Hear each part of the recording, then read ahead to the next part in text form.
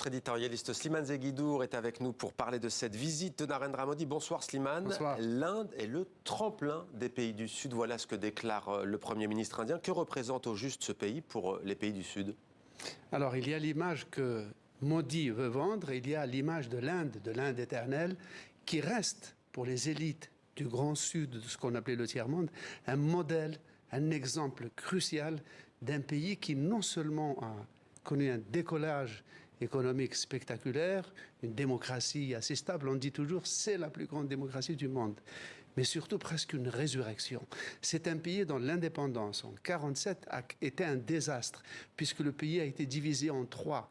Le Bangladesh, l'Inde, le Pakistan, il y a eu 20 millions d'Indiens dans un exode croisé entre musulmans et hindous. Et depuis, l'Inde a réussi à éliminer la famine et à connaître ce développement qui en a fait une puissance spatiale, balistique, économique, agricole, électronique, cybernétique. C'est quelque chose d'absolument fabuleux. Et pourtant, ce n'est pas sur cette image que Modi s'appuie.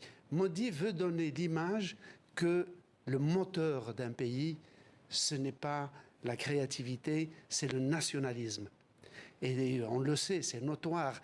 Son nationalisme a fini par prendre un raidissement ethniste, presque racial et religieux, qui soumet les hindous, les indiens non hindouistes, qui représentent tout de même 20% de la population, et qui fait de l'Inde, avec 200 millions de musulmans, le deuxième pays musulman au monde, juste après l'Indonésie et devant le Pakistan.